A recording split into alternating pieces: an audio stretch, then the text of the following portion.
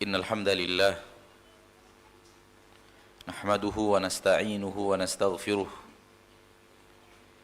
ونعوذ بالله من شرور أنفسنا ومن سيئات أعمالنا من يهده الله فلا مضل له ومن يضلل فلا هادي له أشهد أن لا إله إلا الله وحده لا شريك له وأشهد أن محمدًا عبده ورسوله صلى الله عليه وعلى آله وأصحابه ومن تبعهم بإحسان إلى يوم الدين وسلم تسليما كثيرا أما بعد bersyukur kita kepada Allah Subhanahu wa ta'ala, pencipta kita, pencipta jagat raya beserta isinya, yang telah memberikan kepada kita rahmat dan nikmat yang tiada terhingga, yang tiada tara. Kita senantiasa bergelimang dengan rahmat dan nikmat itu.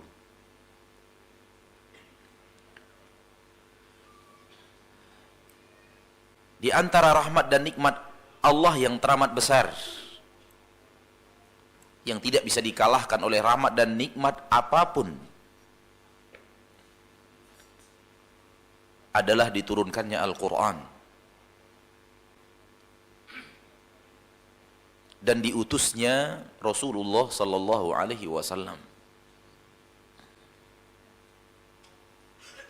Tidak akan ada nikmat yang lebih hebat daripada ini. Andai kita mengerti melihat rahmat dan nikmat.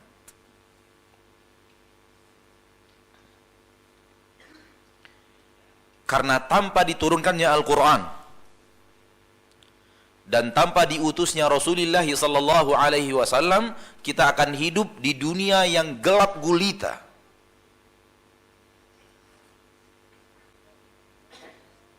Turun Al-Quran, diutusnya Rasul, Allah katakan liyukhrijakum minadh-dhulumati ilan nur, agar dia mengeluarkan kalian dari zulumat, kegelapan-kegelapan yang sangat banyak. Kalimat jamak zulumat, kegelapan-kegelapan yang beraneka ragam. Dunia dipenuhi kegelapan. Ilan nur, Allah keluarkan kalian dari kegelapan itu menuju cahaya.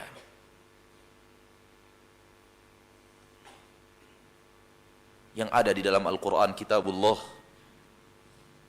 yang ada di dalam hadis-hadis Rasulullah sallallahu alaihi wasallam.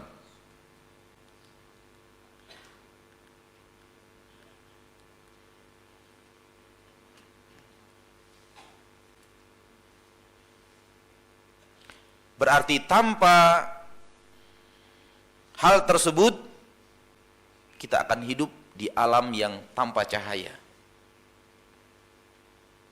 Dan masing-masing kita bisa mengetahui bagaimana kalau kita hidup tanpa cahaya. Ada mata tapi tidak ada cahaya. Kita punya mata tapi nggak ada cahaya, sehingga tangan kita taruh di depan mata, kita tidak bisa melihatnya. Bagaimana cara hidup seperti ini?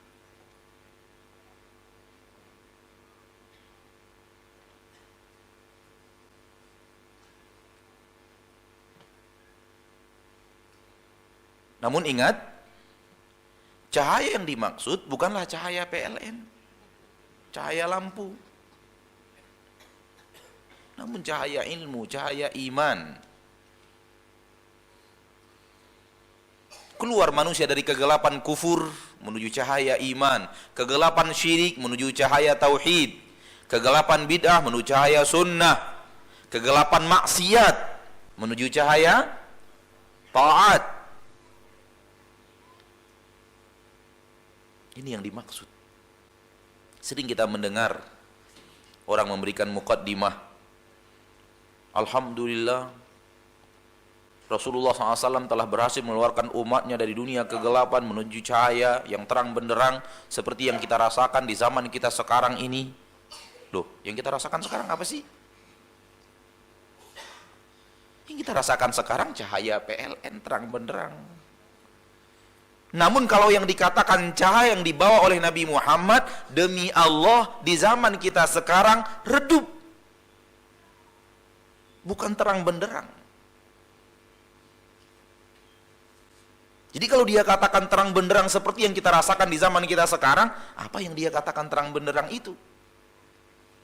Tidak bisa kita pahami kalimat ini selain terang benderangnya PLN di malam hari. Bukan itu yang dimaksud. Toh di zaman Rasul malamnya penuh dengan kegelapan. Karena hanya ada cahaya pelita.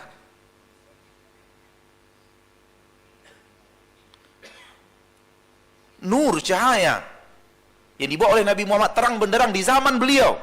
Keimanan, ketakwaan, kesolehan, ibadah, umat yang damai, umat yang bahagia, umat yang perkasa, umat yang mulia, umat yang mengalahkan seluruh dunia, umat yang ditakuti oleh seluruh orang-orang kufar.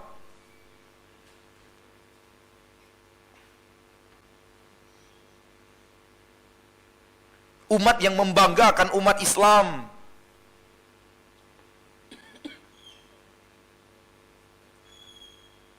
Itu dahulu. Namun sekarang cahaya itu redup. Walau dia masih ada dan tidak akan pudar, tidak akan padam sampai hari kiamat. Janji Nabi kita Muhammad SAW, dan tentu janji itu datang dari Allah. La tazalu ta'ifatun min ummati zahirina 'alal haqq. Akan senantiasa ada sekelompok umatku berdiri tegak di atas kebenaran. Tidak akan kosong dunia daripada cahaya ini. Namun soal terang dan redup bervariasi.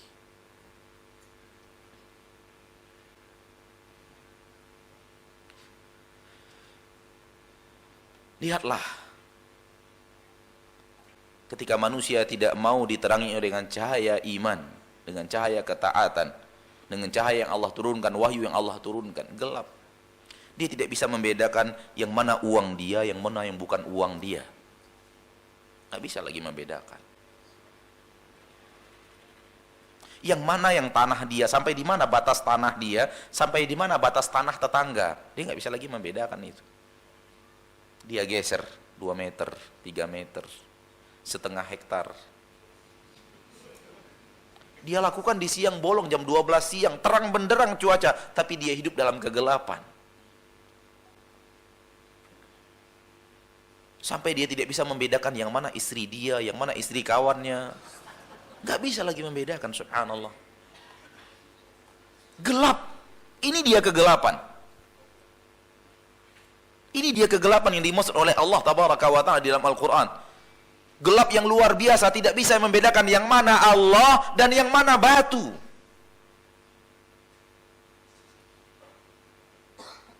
Tidak bisa membedakan yang mana Khalik, yang mana makhluk. Ini kegelapan. Ini dia kegelapan. Walau negeri mereka terang benderang, di siang hari, di malam hari apalagi. Namun kalau seperti ini hidup mereka, ini hidup dalam kegelapan. Maka cahaya Nabi sallallahu alaihi wasallam, cahaya sunnah,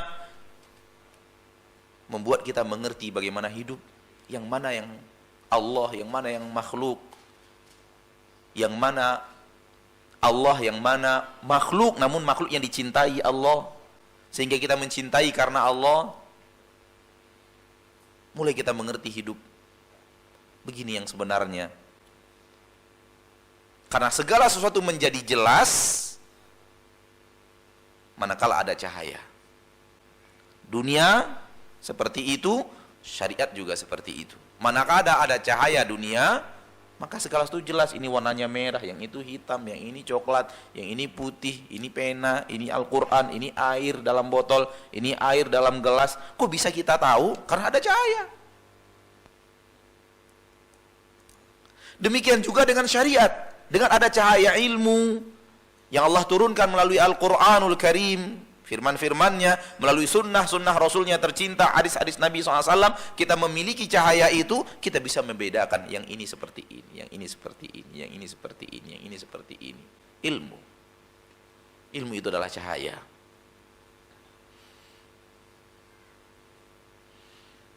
Cahaya yang membimbing langkah kita ketika kita akan melangkah dalam kegelapan. Dan biasanya cahaya itu di depan apa di belakang? Hah? Kita kalau mau melangkah di dalam kegelapan, kita punya cahaya. Katakanlah kita melangkah di malam hari, kita punya senter. Cahaya senter itu di depan apa di belakang? Di depan. Berarti ilmu harus memimpin sebelum kita melangkah. Cahaya itu harus di depan kita sebelum kita melangkah. Di senter dulu di depan kita. Ini apa? Oh, ini dia jalan. Oh, ini lubang. Oh, ini tai kerbau. Nggak usah diinjak. Oh, ini ada duri. Oh, ini ada ini. Baru kita letakkan kaki kita. Melangkah. Setelah cahaya memimpin di depan. Begitulah ilmu. Al-ilmu qabla al-qawli wal amal. Ilmu itu sebelum berbicara dan sebelum beramal. Ilmu dulu. Menerangi jalan, baru kita jalan. Maka hal yang salah manakala kita beramal, setelah itu baru nanya Ustadz, benar nggak amal saya tadi Ustadz? Itu kalau kita buat permisalan, orang yang punya senter di tangannya, atau bisa mencari senter, mencari pinjaman senter dan semacamnya, namun dia jalan dulu, kemudian setelah jalan panjang baru dia senter ke belakang, benar nggak jalan saya tadi ya? Bahlul.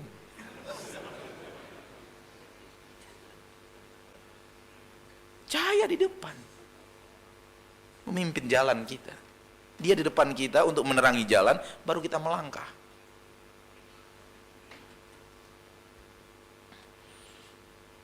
Rasulullah SAW telah datang dengan cahaya itu.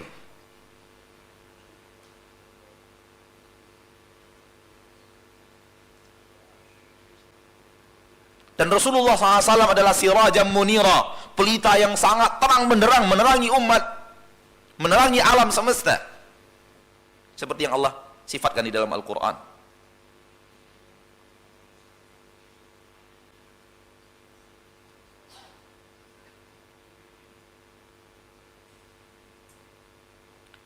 Sehingga di zaman itu,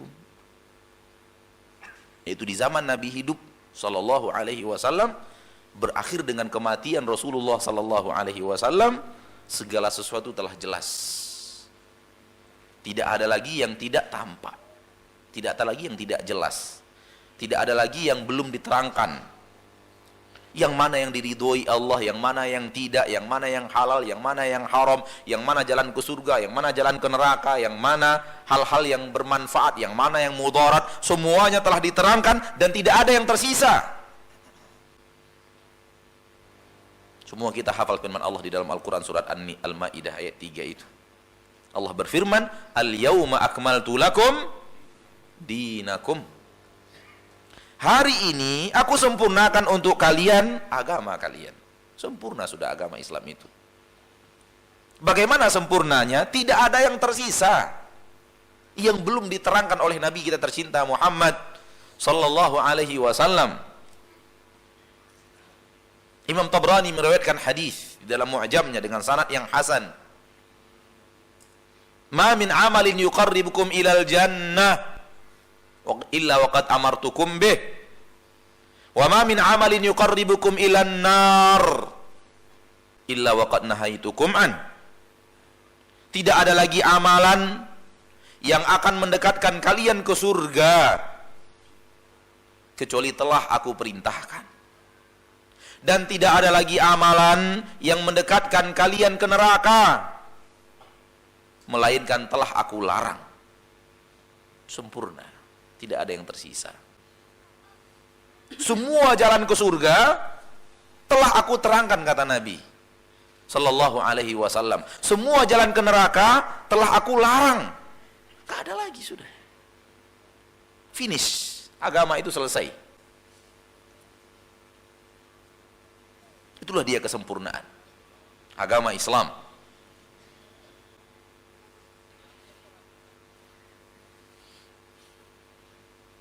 Dan umat Islam di zaman Nabi hidup seperti ini keadaannya. Umat yang sempurna.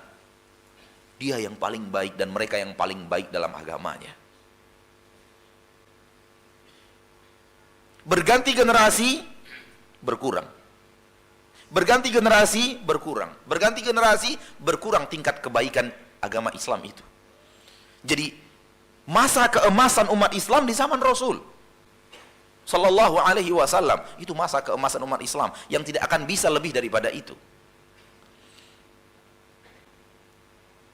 Kemudian dia bergerak turun. Ini bicara agama. Bergerak turun. Perlahan tapi pasti. Sebaik-baik manusia umatku, kaum zamanku kata Nabi, yaitu Nabi dan para sahabat, ini sebaik-baik generasi manusia. Setelah itu, yang setelah itu, dan kemudian yang setelah itu, lihat, sahabat dulu yang paling mulia, setelah itu tabi'in, setelah tabi'in, atba'ut tabi'in. Di dalam hadis yang lain Nabi SAW mengatakan, la ya'ti zamanun illa walladhi ba'dahu syarrun min. Tidak datang suatu zaman kecuali zaman yang setelahnya lebih buruk daripada zaman itu.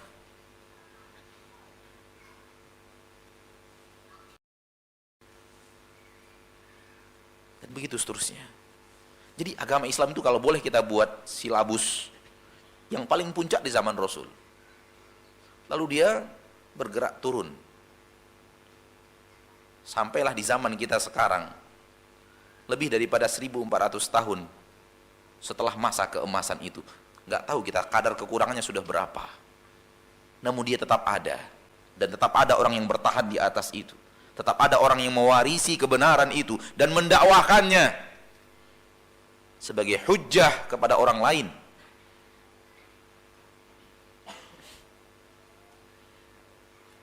Berbeda dengan dunia. Dunia merangkak dari tidak sempurna menuju kesempurnaan.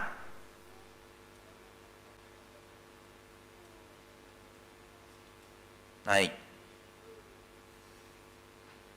Dunia ya, yang dunia murni, dari awalnya sepeda jelek, naik sepedanya lebih bagus lagi, terus seperti itu, lebih sempurna lagi ilmunya. Dulu kemana-mana kita ke wartel, mau telepon, sekarang tutup wartel, nggak laku lagi wartel, sudah ada handphone biasa, Nokia gede waktu itu, kemana-mana Nokia gede, canggih. Kemudian dia mengecil, semakin sempurna mengecil. Udah bosan kecil, cari yang besar lagi sekarang. Lebih sempurna lagi fitur-fiturnya dan semacamnya. Ilmu dunia merangkak maju, naik, menuju kesempurnaan. Terbalik 180 derajat dengan Islam. Islam jayanya di zaman Rasul. Kemudian kalau dunia murni itu semakin maju zaman dia semakin merangkak, semakin sempurna. Dulu orang pakai jalan kaki, atau dari Indonesia dulu pakai haji naik kapal laut berbulan-bulan, kemudian sudah pesawat. Dulu pesawatnya harus berhenti di sini untuk isi bahan bakar, sekarang direct. Semakin sempurna dunia. Namun tidak dengan agama. Agama itu bergerak turun.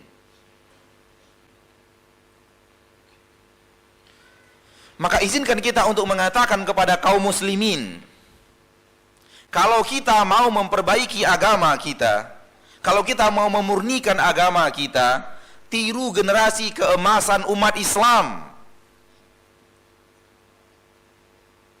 Tiru puncak umat Islam dan puncak kejayaan umat Islam. Beragamalah seperti agamanya mereka. Ketika Nabi hidup di tengah-tengah masyarakat itu.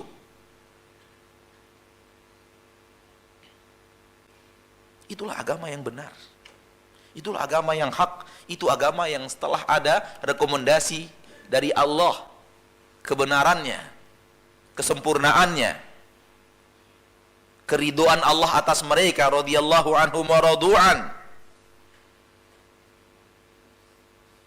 Jadi kita ini mengatakan kepada kaum muslimin, Ya, kalau istilah saya, mari kita kunokan agama kita. Kita kunokan, bukan kita perbarui, kita kunokan. Kita tarik ke alam yang kuno, ke zaman kuno, zaman Rasul. Kita sering mendengar orang mengatakan, kali ini agama baru. Enggak, kita agama kuno, Pak. Agama 1400 tahun yang lalu.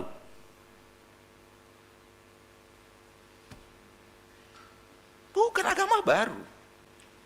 Kita berusaha beragama seperti beragamanya Rasulullah SAW dan para sahabat. Mengamalkan hadis Nabi SAW, ma'ana alaihi al-yawma wa ashabi, orang-orang yang senantiasa meniru saya dan sahabat-sahabat saya. Berarti cara beragama kita tarik ke zaman di mana Rasulullah SAW hidup dan para sahabat hidup. Berarti agama kuno, bukan agama baru. Salah mereka ketika mengatakan kita agama baru. Bahkan lebih kuno dari agama dan cara beragama yang mereka terapkan. Ini istilah saya, kalau salah mohon dinasehati. Kuno yang kita maksud adalah kita tarik ke zaman Rasul. Kan lebih kuno dari zaman nenek moyang kita. Lebih kuno dari zaman sebelumnya. 1400 tahun kita tarik ke belakang. Seperti itu. Karena itulah keyakinan kita, itulah masa keemasan. Baik, kita katakan tadi bahwa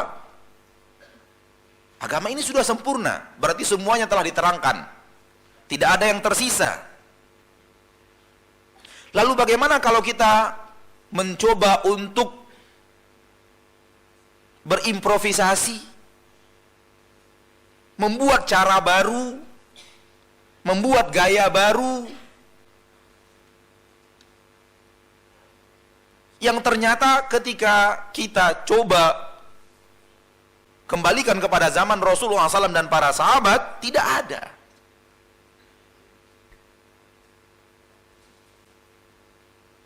Inilah dia materi kita pada kesempatan yang berbahagia ini. Islami yang bukan Islami.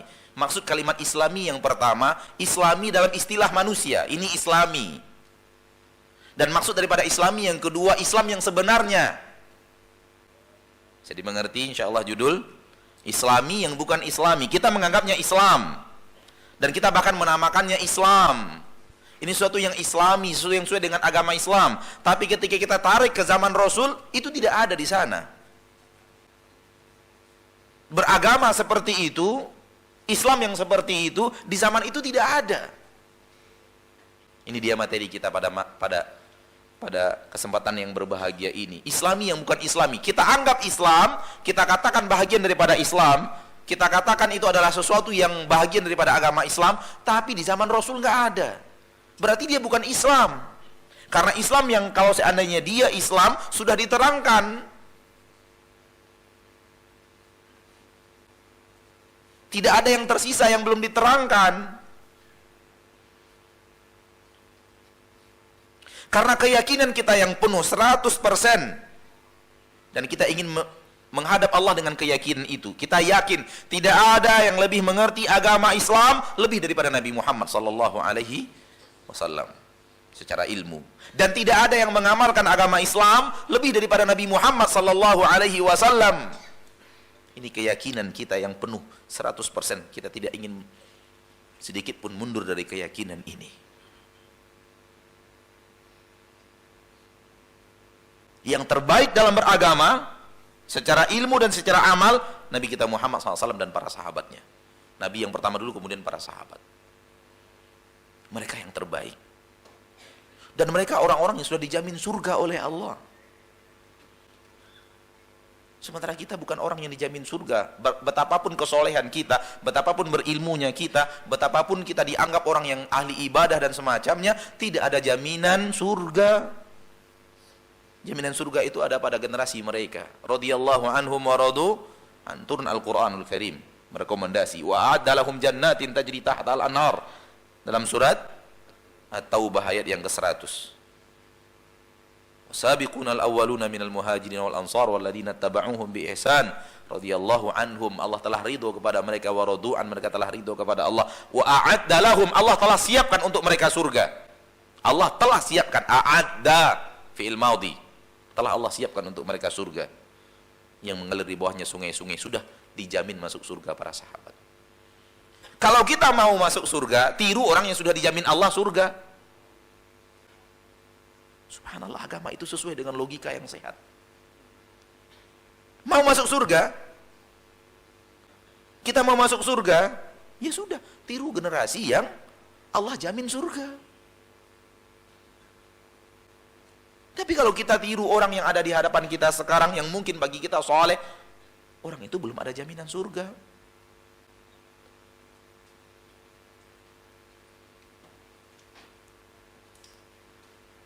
Baik, setelah faham semua itu, semua apa yang kita sampaikan tadi, maka kita tarik kesimpulan. Sesuatu yang kita katakan Islam, sesuatu yang kita katakan Islami di zaman kita, ternyata di zaman Rasul tidak ada, itu bukanlah Islam.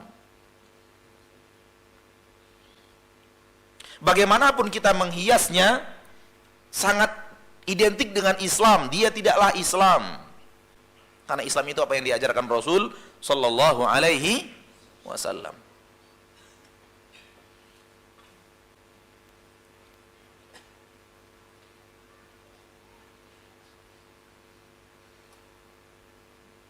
Itu dia yang Islam yang sebenarnya.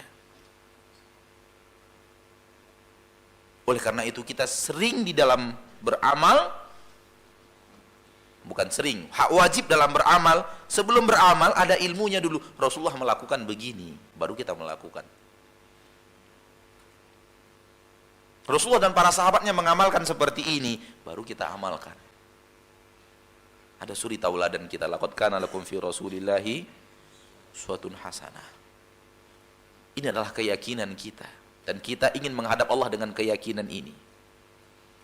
Sehingga apapun yang bertentangan dengan Rasulullah SAW dan apa yang diamalkan Rasulullah SAW, kita yakin itu bukan Islam, walau manusia menganggapnya Islam. Walau mayoritas umat menganggapnya Islam, bahagian daripada agama Islam, itu bukan bahagian daripada agama Islam.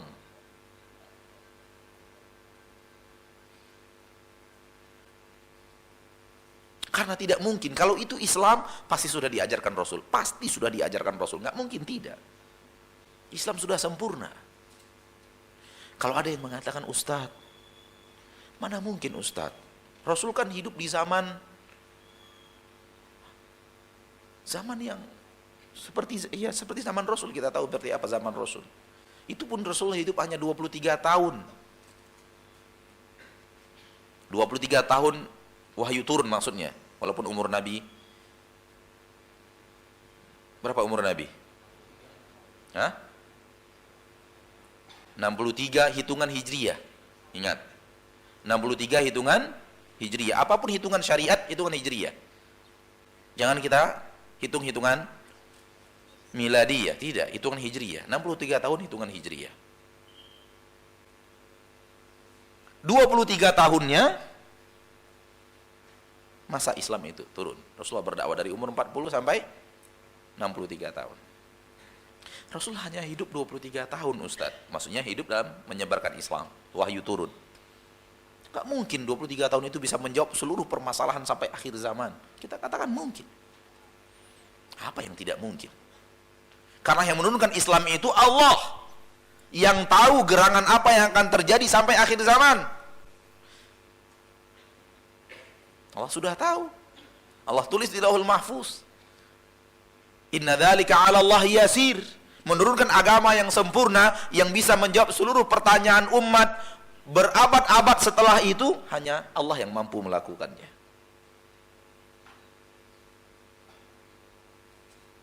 Berarti semua harus kembali ke zaman Rasul. Iya, secara agama harus kembali ke zaman Rasul. Lalu apa fungsi daripada, kalau bagaimana kalau ada kejadian-kejadian di zaman Rasul tidak ada? Tidak ada zaman Rasul, bagaimana caranya? Subhanallah. Kejadian-kejadian terjadi di zaman Rasul. Tidak, di zaman kita sekarang tidak ada kejadian ini seperti zaman Rasul. Bagaimana hukumnya? Allah sudah mengatur. Ada yang namanya qiyas. Yaitu kejadian-kejadian yang ada di zaman kita dicari kiasannya. Kiasan kejadian itu yang mirip kejadian itu di zaman Rasul. Akan ada sesuatu yang mirip seperti itu di zaman Rasul. Maka hukumnya sama dengan hukum yang ada pada zaman itu. Ini yang namanya kias.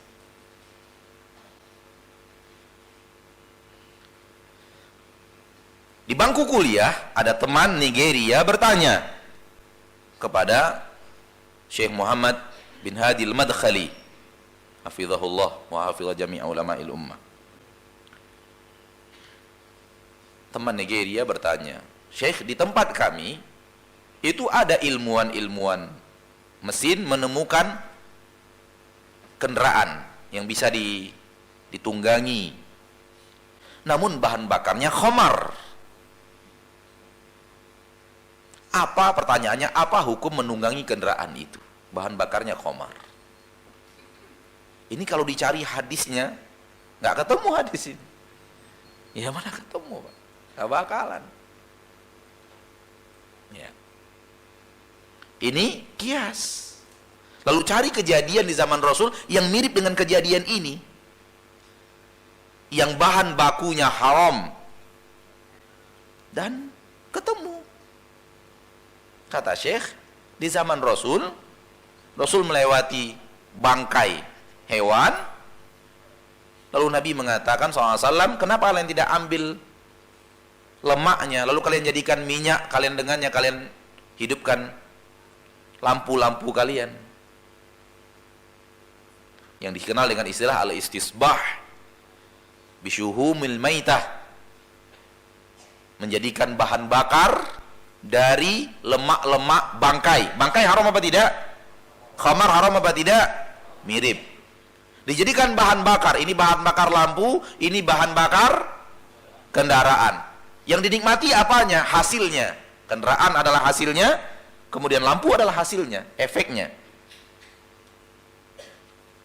Ada ternyata, subhanallah, ada kejadian yang mirip dengan itu.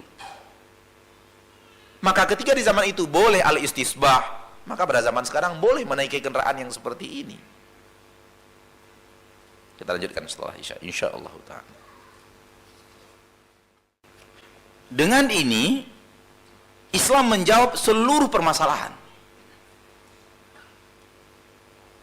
dan tidak ada yang tersisa. Seperti yang dikatakan Nabi SAW, tidak ada lagi yang bisa mendekatkan kalian ke surga kecuali aku telah perintahkan. Subhanallah. Makanya Islam itu bukan karangan Nabi Muhammad sallallahu alaihi wasallam. Karena tidak akan ada manusia secerdas apapun yang mampu mengarang seperti Islam. Islam itu Allah yang membuatnya.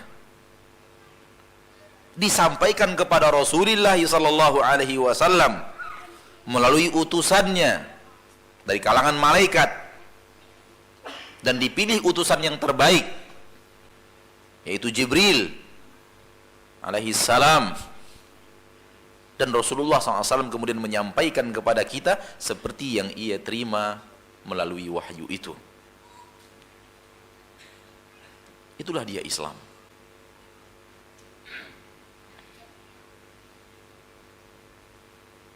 Oleh karena itu Islam mampu menjawab apapun. Walau belum terjadi di zaman Rasul, apa hukumnya? Apakah ini boleh, tidak boleh, diizinkan, tidak diizinkan, maksiat, ibadah, jalan ke surga, jalan ke neraka, terjawab sudah.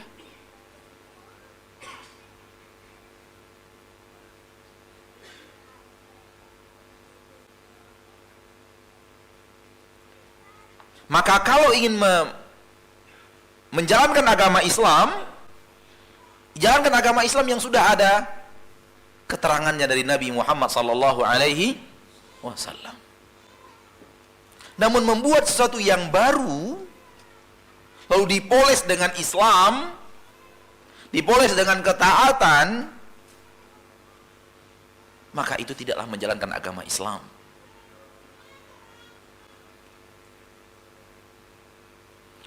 Karena hal yang baru itu Rasul tidak tahu bahwa itu adalah bahagian daripada agama Islam.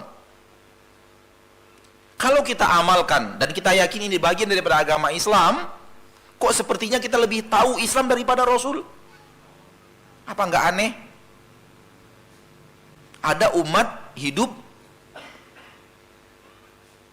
14 abad setelah Rasul meninggal, lebih mengerti dia agama ini daripada Rasul. Apa nggak aneh ini, Pak? Aneh pemahaman seperti ini.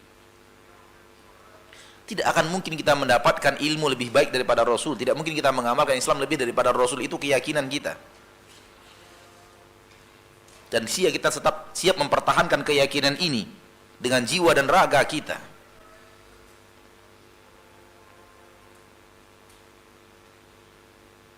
Subhanallah.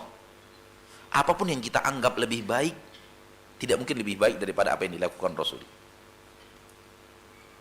Berubah kita ada sedikit saja dari apa yang diamalkan oleh Rasul, apa yang dipraktekkan oleh Rasul, terjadi hal yang tidak nyaman. Walau terkadang perubahan itu tidaklah haram, akan terjadi mudarat, akan terjadi hal yang tidak baik. Walau dia tidak haram, tapi berbeda dengan apa yang Rasul amalkan, maka terjadi mudarat. Rasulullah telah melakukan yang terbaik. Coba kita kembalikan kepada dinar dan dirham. Rasulullah SAW mata uangnya adalah dinar dan dirham. Sekarang kita ganti dengan uang kertas, dunia mengganti dengan uang kertas. Haram nggak haram? Siapa nggak mau mengatakan haram? Nggak haram. Tapi apakah lebih baik? Jawabannya tidak. Dengan diganti sekarang terjadi inflasi. Ini orang ekonomi lebih mengerti daripada saya. Cuman saya hanya ngerti istilahnya saja, bukan ilmu kita. Kalau pakai dinar dan dirham nggak ada inflasi itu, nggak ada. Kalau kita bertahan di atas dinar dan dirham, uang emas dan uang perak, nggak ada inflasi, Pak. Mau bukti? Kita buktikan. Nabi SAW menyuruh salah seorang budaknya untuk membeli kambing. Lalu Nabi memberikan uang 1 dinar. 1 dinar itu takaran untuk lebih kurang 4 gram emas. Kira-kira rupiahnya berapa sekarang? 4 gram emas 2 juta atau lebih mungkin? Hah? 500. 2 juta 2 apa? 2 juta 200. Ya, 2 juta 200. Kita ambil angka 1 dinar itu lebih kurang sekarang kita rupiahkan, angkanya 2 juta 200. Diberikan oleh Nabi. 1 dinar. Dan ternyata budak Nabi ini orang Padang, Pak. Pandai dagang dia. Iya, Padang pandai dagang. Pergi dia beli kambing, balik lagi kepada Nabi, Nabi ini kambingnya, ini uang 1 dinar. Loh, kok bisa? Dia katakan, saya pergi membeli kambing di tempat yang agak terpencil jauh, di peternak, saya bisa membeli dengan 1 dinar, ini 2 kambing. Kemudian saya bawa ke pasar. Saya jual 1 kambing dengan harga 1 dinar, ada yang beli. Mana kambing? Ini kambingnya Rasul, ini uang 1 dinar. Dapatlah kita takaran harga kambing di zaman Rasul. Berarti kambing itu takaran harganya di zaman Rasul setengah dirham sampai 1 dirham. Murahnya setengah dirham. Mahalnya harga pasaran netralnya 1 dirham. Kita katakan tadi 1 dirham 2 juta 200. Berarti harga kambing antara 1.100.000 sampai 2.200.000. Apakah itu harga kambing sekarang setengah dirham sampai 1 dirham? 1 dinar bukan dirham. Afwan, dinar. Anak maksud dinar. Apakah harga kambing sampai sekarang setengah dinar sampai 1 dinar? Iya, berarti tidak ada inflasi 14 abad.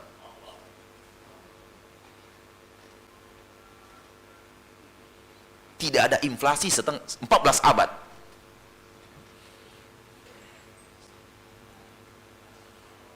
Coba uang kertas 14 abad antum belanjakan sekarang. Uang kertas 14 abad antum belanjakan sekarang. Oh. Saya punya seorang teman di pesantren dulu. keluarganya mantan orang kaya, sudah fakir lagi. Ya.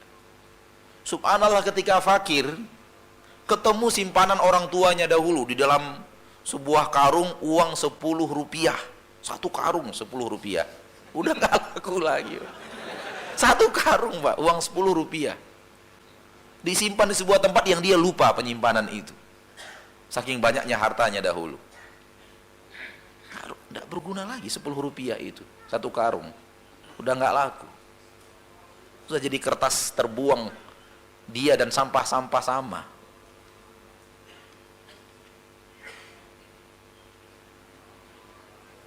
Tidak ada inflasi. Kalau kita kembali kepada dinar dan dirham seperti yang diamalkan Rasulullah sallallahu alaihi wasallam. Jadi kalau kita rubah dari apa yang diamalkan Rasul, mudarat datang. Walau tidak haram. Ketika Idul Adha, manusia kaum muslimin berkurban, berudhiyah. Bagaimana pengamalannya di zaman Rasul? Masing-masing. Siapa yang mau udhiyah, sembelih. Kuliti, cincang dagingnya, sebahagian diambil untuk dimakan karena sunnahnya udhiyah kita makan, sisanya dibagikan, diinfakkan. Udhiyah.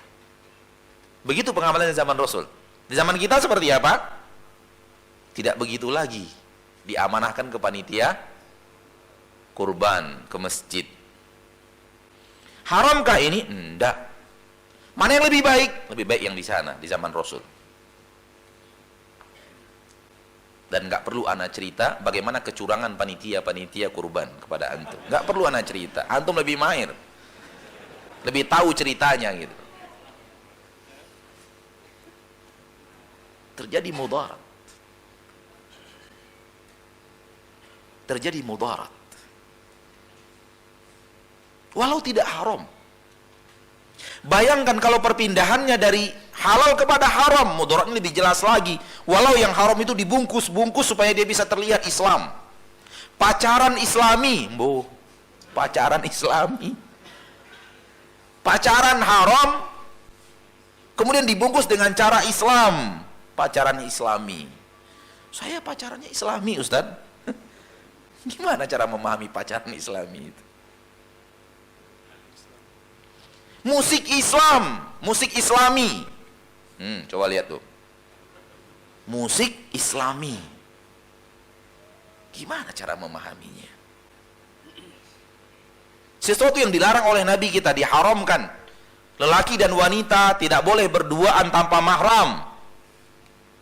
Disuruh menundukkan pandangan, dilarang untuk bersentuhan, bersalaman. Bagaimana caranya berpacaran Islami itu? Jadi dibungkus-bungkus. Dibungkus-bungkus dengan nama Islam. Kalaulah musik itu adalah bagian dari sarana dakwah, Rasulullah pasti mengajarkannya kepada kita. Kalaulah musik itu bagian dari untuk meraih surga, mendekatkan kita ke jannah, ke surga Allah, Rasulullah pasti mengajarkan kepada kita, al-yauma akmaltu lakum dinakum. Islam sudah disempurnakan oleh Allah.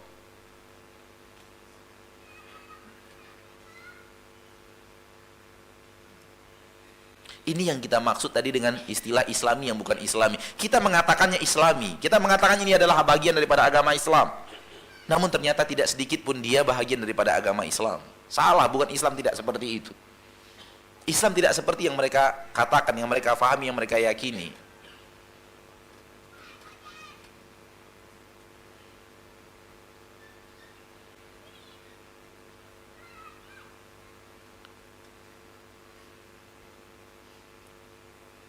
Subhanallah. Kita melihat kesalahan umat Islam adalah dia melihat orang-orang kufar sedemikian meriahnya, sedemikian bahagianya, sedemikian meriahnya dan semacam, dia ingin mencoba itu lalu dibungkus-bungkus dengan Islam. Dan musik Islami dari itu lahirnya. Ingin menyaingi musik-musik kufar, ingin menyanyi musik-musik haram. Sehingga dia buat seperti itu musik-musiknya, namun liriknya dirubah menjadi lirik-lirik Islam. Penyanyinya kadang-kadang itu-itu juga. Alat yang digunakan musiknya itu-itu juga, tapi liriknya sudah dirubah jadi lirik-lirik Islam. Ini dianggap musik Islami. Enggak benar sama sekali. Tidak seperti itu. Dan ini sebenarnya yang dilarang oleh Nabi Shallallahu Alaihi Wasallam. Dilarang kita meniru orang kafir. Umat Islam sudah punya cara sendiri. Sudah punya cara yang baku untuk mencapai surga Allah dan ridho Allah. Umat Islam harus punya ciri itu, harus menjalankan ciri itu. Jangan kemudian meniru orang kafir dengan ciri-ciri mereka. Jangan kemudian meniru orang kafir dengan pola-pola mereka. Kita punya pola tersendiri. Umat Islam itu sudah punya pola cara Islam itu seperti apa. Dan itu Allah yang turunkan dari langit. Allah yang membuatnya. Amalkan itu, bukan dengan cara meniru mereka dan kemudian berusaha untuk menyaingi mereka di titik-titik itu. Tidak akan menang. Pertama, tidak Islam. Yang kedua, tidak akan mungkin sehebat mereka. Kenapa kita katakan tidak mungkin? Karena yang haram itu menarik, Pak. Tidak mungkin kita bisa kalahkan dengan meniru pola mereka, namun dicoba untuk di-Islam-Islamkan. Nggak akan menarik. Seperti apapun kita menghiasinya. Oleh karena itu, untuk melawan itu, kembali kepada agama yang benar. Kembali mengamalkan apa yang benar. Kembali kepada Al-Quran dan Hadis. Kembalikan agama seperti agama Nabi Muhammad SAW dan para sahabat ketika mereka hidup. Begitu cara melawan orang kafir. Begitu cara melawan kezoliman, kefasikan, kekufuran, kemaksiatan yang ada di permukaan bumi. Bukan dimirip-miripkan Islam itu dengan kemaksiatan itu.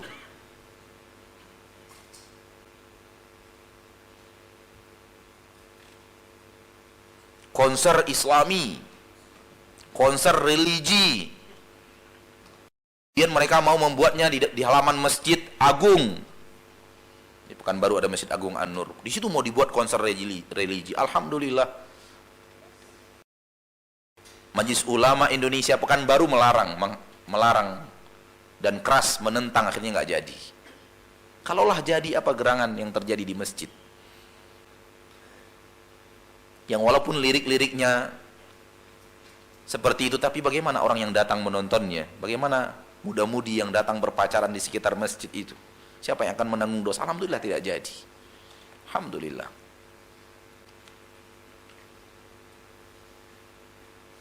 Jadi terlihat Islami, namun bukan bagian daripada agama Islam. Ya.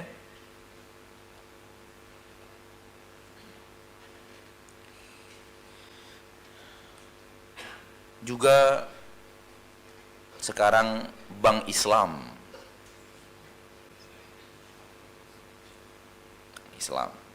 bank syar'i sesuai syariah. Kita kaji, benar nggak cara mereka itu sesuai syariah? Kalau sesuai berarti itu Islam, tidak sesuai berarti bukan Islam. Walau dinamakan bank syariah, bank Islam.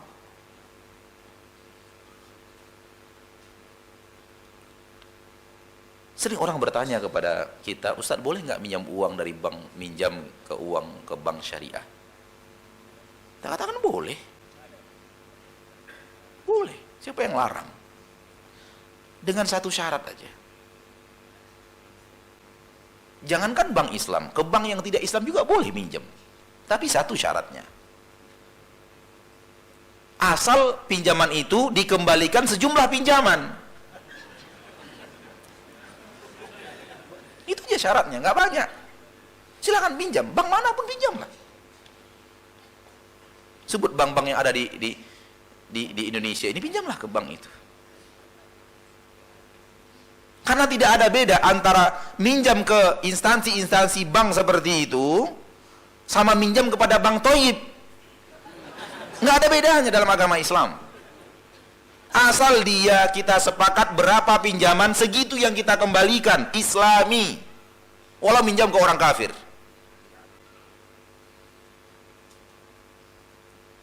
Namun kemudian kita pinjam 100 juta, kita harus mengembalikan 120 juta, ini tidak islami.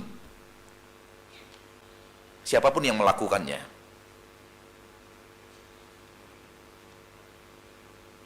Dan jangan tertipu dengan bungkus.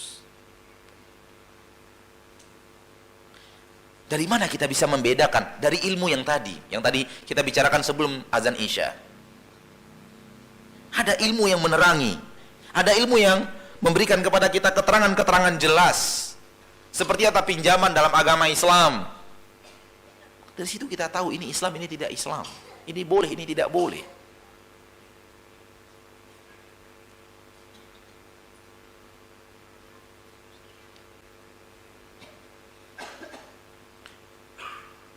Jadi jangan tergoda dengan bungkus. Jangan tergoda dengan sesuatu yang tampak zahirnya Islam. Kembalilah kepada Islam yang diajarkan oleh Allah Tabaraka wa Ta'ala kepada Rasul kita tercinta Muhammad sallallahu alaihi wasallam. Banyak hal dalam kehidupan kita manakala kita lihat sepertinya Islam gitu. Sepertinya memuliakan agama, tapi sebenarnya tidak. Ilmulah yang telah membawa kita dan mengiring kita kepada mengerti yang mana yang Islam, yang mana yang bukan Islam, yang mana yang memuliakan agama Islam, yang mana yang tidak. Salah satu di antara yang terlihat nyata dalam kehidupan kita sehari-hari, kita sering menjadikan ayat Al-Quran atau azan, umat Islam sering menjadikan ayat Al-Quran atau azan sebagai nada panggil handphone. Itu sepertinya Islami banget gitu Pak. Ya kan? Nggak lagi musik, nggak lagi kopi dangdut apa? Kopi apa? Hah? Ya nyanyi-nyanyian lah, maksud saya itu nyanyi-nyanyian. Tapi sudah Al-Quran, entah surah Al-Fatihah, entah ayat kursi, entah azan Mekah dan semacamnya, itu kita jadikan nada handphone. Kok sepertinya Islami banget gitu. Tapi ketahuilah dia tidaklah Islami. Karena Al-Quran bukan untuk itu. Al-Quran dibacakan bukan untuk mengingatkan kita ada telepon masuk. Iya Pak. Al-Quran itu untuk dibaca, dimuliakan. Ketika dibacakan kita tadabbur, diem. Idza quri'al Qur'anu fastami'u lahu ansitu la'allakum turhamun. Kalau dibacakan Al-Quran, dengar baik-baik dan diam. Nggak mungkin nada dering bunyi gitu loh, diam mengamalkan. Nggak mungkin. Nggak mungkin. Dan akan ada mudarat-mudarat. Kita akan putus ayat Allah pada tempat yang tidak pantas untuk diputus. Bismillahirrahmanirrahim. Alhamdulillah. Halo, assalamualaikum.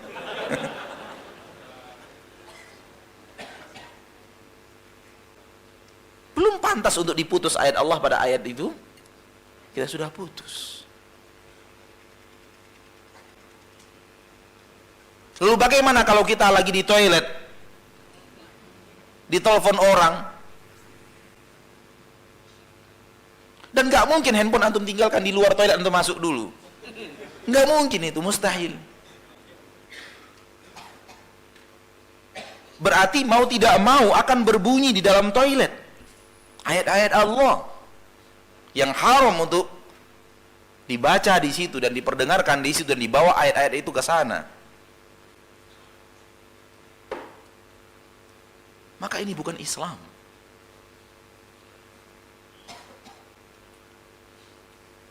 Salah orang yang menjadikan nada dering handphonenya adalah nyanyian dan musik karena itu haram, dan salah orang yang menjadikan nada dering handphonenya adalah ayat-ayat Allah atau azan dan semacamnya. Azan itu untuk mengumandangkan masuknya waktu sholat. Ia adalah ibadah yang sudah Allah tentukan kapan pelaksanaannya.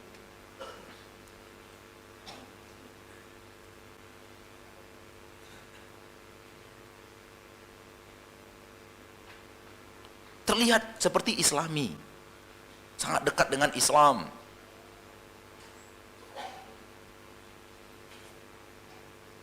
Fashion show, tapi fashion show yang Islaminya. begitu juga. Dibungkus-bungkus dengan Islam, jilbabnya digulung-gulung, nggak tahu saya berapa kali gulungan, dilingkar di leher, taruh di atas kepala. Kemudian berjalanlah Pragawati itu, ditonton rame-rame laki-laki perempuan. Jangan tiru orang kafir dengan pola-pola mereka.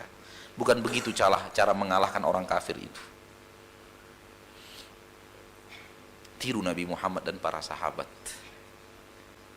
Tiru Nabi Muhammad SAW dan para sahabat ridwanullahi alaihim ajma'in. Itu yang ditakutkan orang kufar dari umat Islam.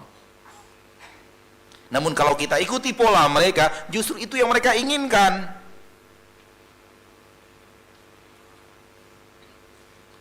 Mereka ingin kita meniru gaya mereka, pola mereka, kehidupan mereka, akhlak mereka. Jauhkan kita dari Al-Quran, dari tuntunan-tuntunan Al-Quran. Jauhkan kita daripada hadis-hadis Nabi SAW.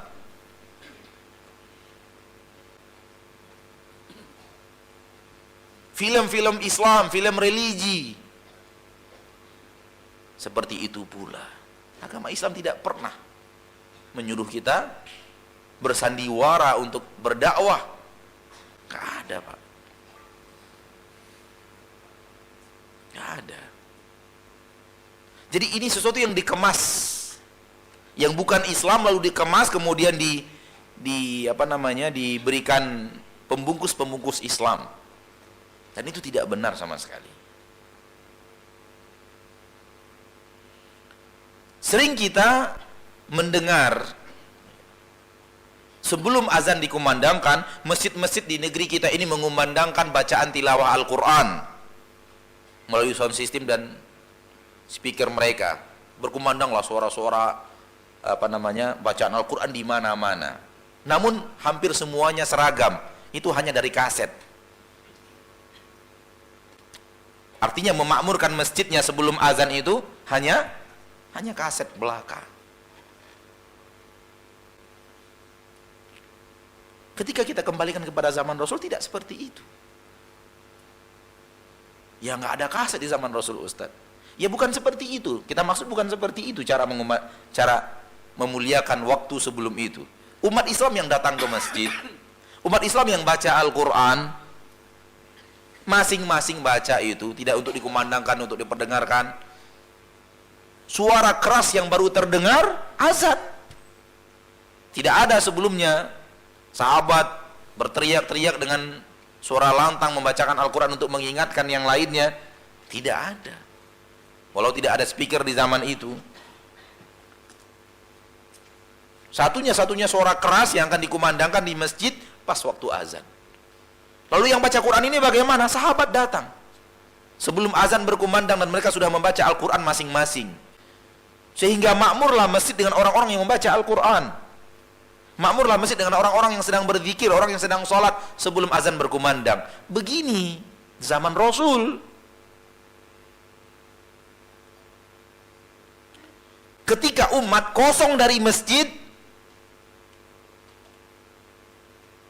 kita mencoba berusaha memakmurkan masjid dengan cara yang seperti ini. Setengah jam sebelum azan, yang menjaga masjid di sini apa namanya? Kaum sudah bangun setengah jam. Dihidupkan kaset Al-Quran, ditaruh mikrofon, tidur lagi dia.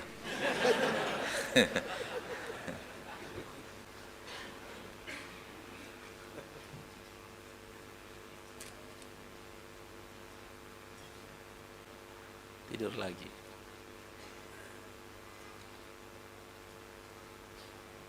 Jadi ketika masjid tidak dimakmurkan oleh umat, lalu timbul ide untuk memakmurkannya dengan bacaan-bacaan seperti ini. Penampilan zahir luarnya Islam banget gitu. Di mana-mana berkumandang bacaan Al-Quran. Namun orang tidak perhatian. Lalu lalang begitu saja. Sehingga Al-Quran itu disepelekan, diabaikan. Dan ini bahagian yang terlarang juga coba. Nabi SAW mengatakan kepada Allah di dalam Al-Quran, Allah terangkan, wa qala ar-rasulu ya rabbi inna qaumi ittakhadhu hadzal qur'ana mahjura. Wahai Rabbku, kata Nabi sallallahu alaihi wasallam, kata Rasul sallallahu alaihi wasallam, sesungguhnya umatku telah menjadikan Al-Qur'an ini sesuatu yang diabaikan. Dibacakan kepada mereka Al-Quran, mereka tidak mau mendengarkannya. Itu di zaman Rasul seperti itu keadaan kaum orang-orang kufar. Maka apapun bentuk daripada pengabaian Al-Quran masuk dalam ayat ini.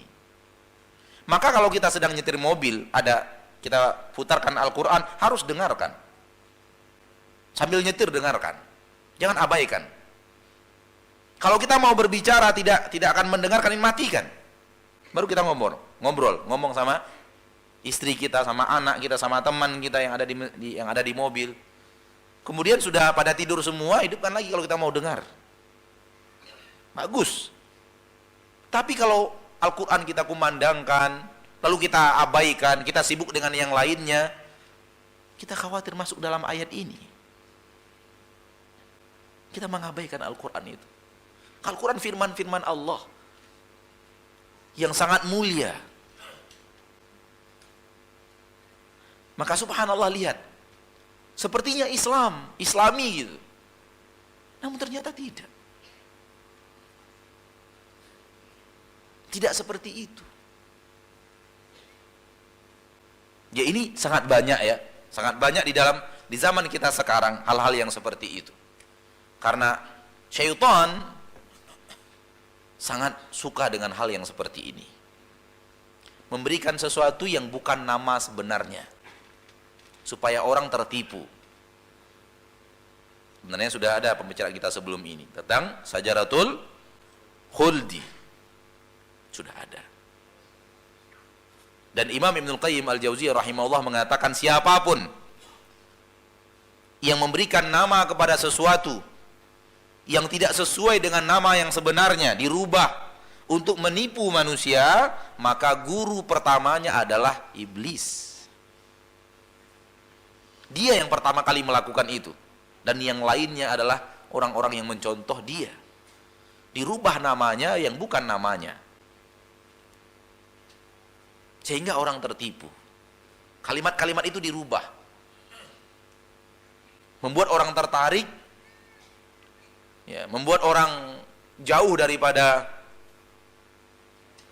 mengetahui yang sebenarnya. Ya, kalau kita tidak masuk ke dalam dunia Islami, misalnya keluar kita sedikit dari dunia Islami, sayembara berhadiah misalnya, itu kan nama sayembara berhadiah. Undian berhadiah misalnya, kirimkan SMS, harga premium, satu SMS 1.000, 2.000, nggak banyak memang. Berhadiah, kalau nasib baik maka akan berhadiah mobil, berhadiah motor dan semacamnya.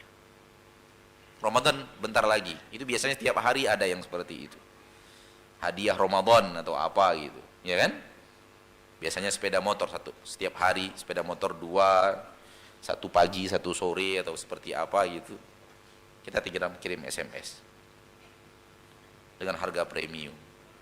Apa disebutnya? Undian berhadiah, kejutan Ramadan dan semacamnya. Itu penamaan. Kalau dinamakan dengan nama yang sebenarnya, judi di bulan Ramadan, ini penamaan yang sebenarnya. Kita masukkan uang kita keluarkan uang kita 2.000, mengandu nasib, mengundi nasib di sana. Giliran kita nasib baik, beruntung, ditelepon dan dapat sepeda motor. Giliran tidak, rugi kita. Uang kita sudah keluar 2.000, itu kalau satu SMS, kalau 10, 20.000. Itu judi, sekecil apapun modal adalah judi. Sekecil apapun modalnya adalah judi. Dan kita ditertawakan orang. Kalau 2.000 satu SMS, taruh 5.000 untuk 500-nya untuk provider visa, provider handphone. Tinggal untuk dia 1.500. Dapat 1 juta saja yang kirim.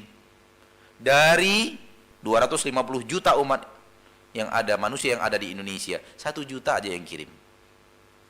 dia sudah mengantongi 1,5 miliar. Dia cuma keluar satu hari itu 2 sepeda motor, 30 juta. Kita dipermainkan. Jadi diberikan nama yang bukan nama sebenarnya, dibungkus dengan nama-nama yang tidak nama-nama yang sebenarnya. Itu pekerjaan syaitan, pekerjaan iblis laknatullahi alaih dan orang-orang yang meniru mereka. Maka jangan tertipu dengan sesuatu yang nama Islami, kemudian tampilan-tampilan Islami. Kembalikan kepada ilmu syariat, kembalikan kepada ilmu Al-Quran dan hadis, nikmat yang paling besar yang Allah turunkan kepada manusia di permukaan bumi. Kembalikan kepada bagaimana Rasulullah SAW mengajarkan cara meraih surga kepada kita. Kembalikan kepada zaman beragamanya Nabi dan para sahabat. Itu yang terbaik.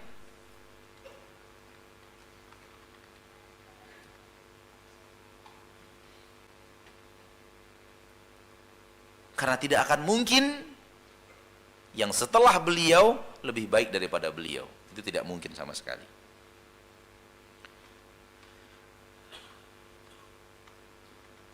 Maka lihat, sering kita ditanya tentang ajaran di dalam agama Islam. Misalnya berkelompok-kelompok, berpecah, kelompok ini, kelompok itu, kelompok ini, kelompok itu, dan semacamnya. Saya sering mengatakan, tolong selidiki kapan aliran itu dan ajaran itu didirikan dan di mana dia didirikan, siapa yang mendirikannya. Itu biasanya kelompok-kelompok sekte-sekte dalam agama kita, dalam agama Islam maksudnya, itu ada pendiri, didirikan oleh si anu di sini tahun sekian, kan begitu ya. Saya katakan kalau ada pendirinya, ada tahun berdirinya, ada kota berdirinya, itu bukan agama Islam.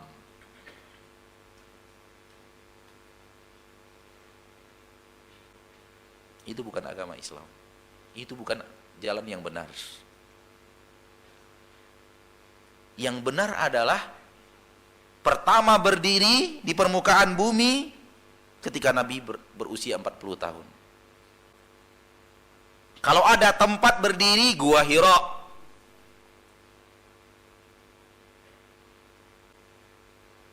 Kota berdirinya Mekah. Itu di agama Islam. Namun kalau berdirinya di Mesir tahun 1928, lalu kemudian dia mengatakan kami yang terbaik, kami yang terbaik. Lalu generasi sebelumnya bagaimana? Tidak lebih baik daripada kita? Tidak mungkin. Berdiri di India. Lalu bagaimana generasi sebelumnya? Lalu bagaimana Imam Syafi'i tidak faham? Bagaimana Imam Ahmad tidak faham? Kenapa Abu Bakar tidak mengerti hal yang seperti ini?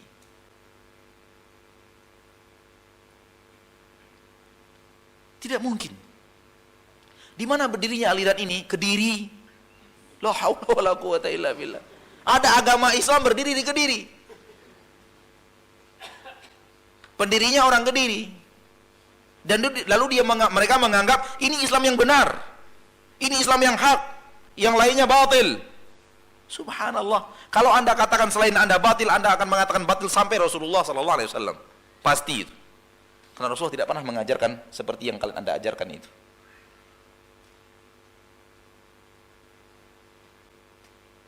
Oleh karena itu dakwah salaf kembali kepada Al-Quran dan hadis yang kita dakwahkan ini tidak punya pendiri, tidak punya negeri berdiri, tidak punya tanggal pendirian. Coba siapa yang mendirikan? Tidak ada.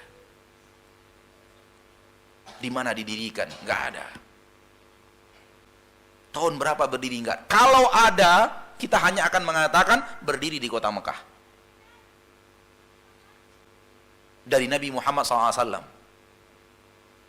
Ketika beliau berusia 40 tahun. Karena ke sana kita kembali. ke zaman itu.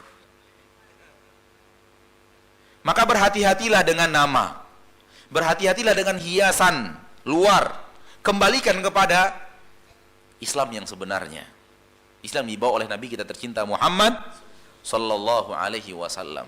Ini yang saya katakan tadi, kunokan agama kita. Walaupun di dunianya kita maju, fadhal, antum a'lamu bi umuri dunyakum. Kalian lebih mengerti daripada urusan dunia kalian. Soal agama, la, Nabi Muhammad lebih tahu, Nabi lebih mengerti, Nabi Muhammad lebih faham, Nabi Muhammad lebih pandai dan mahir, Nabi Muhammad yang paling bertakwa, Nabi Muhammad yang paling hebat beribadah. Tiru beliau. Mudah-mudahan apa yang bisa kita sampaikan bermanfaat untuk yang berbicara dan kita semua yang mendengarkan dimanapun antum berada, rahimani rahimakumullah. Kita lanjutkan dengan menjawab pertanyaan yang kita bisa untuk kita jawab insyaallah ta'ala.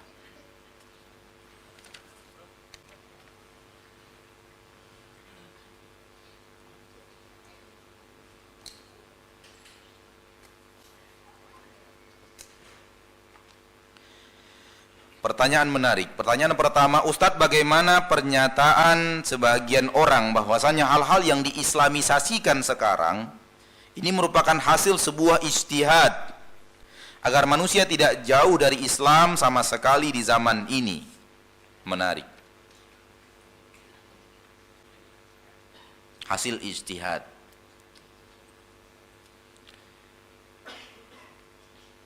Mengertikah orang ini apa itu ijtihad? Sehingga dia menggunakan kalimat ijtihad dan dia mengklaim ini adalah hasil ijtihad. Telah berijtihad Ustadz Fulan, Majlis Fulan, bahwa musik Islami itu halal.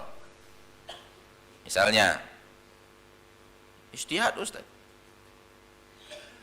Tahukah Anda apa itu ijtihad? Al-ijtihad itu adalah badlul wus'i fi istinbatil ahkami syar'iyyah min adillatiha syar'iyyah.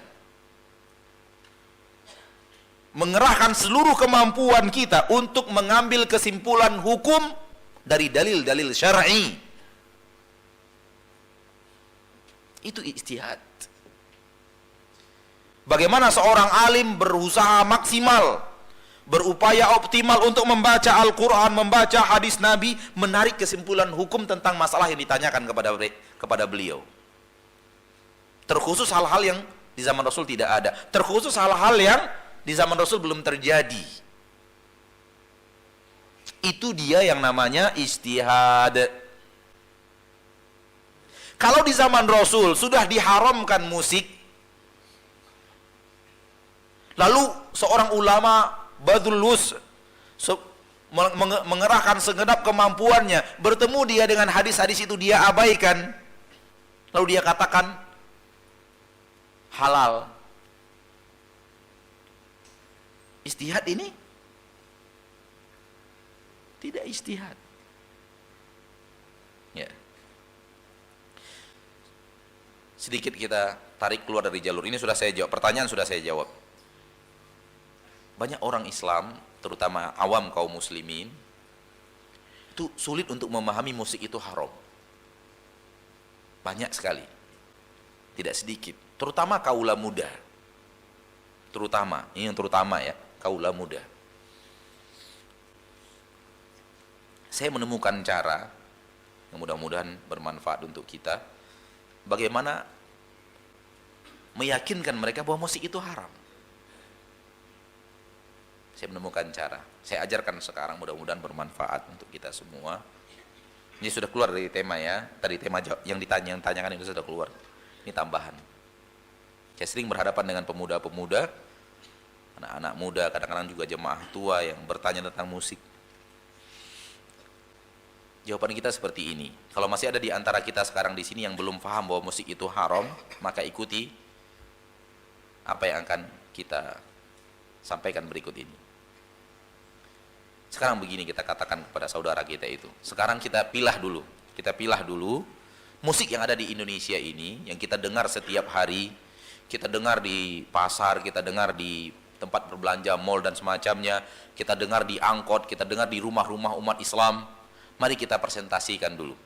Presentasikan dulu. Berapa persen yang Islami, yang berapa persen yang tidak Islami?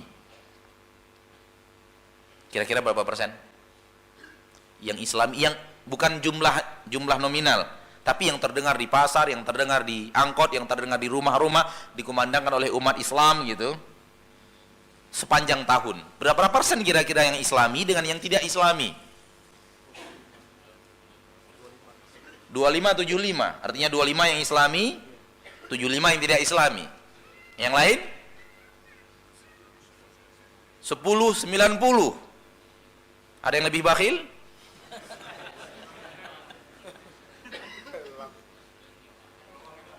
595.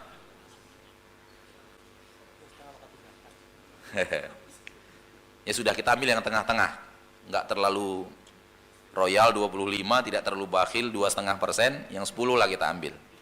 Kita ambil yang 10 ya, kita pilah dulu. Yang sering terdengar, yang sering kita ucap, yang sering kita dihafalkan oleh masyarakat umat Islam Indonesia ini tentang musik itu kita ambil 10%, yang Islami 90%, yang tidak Islami, gitu ya. Baik, kita singkirkan dulu yang 10% ini. Kita bicara yang 90%.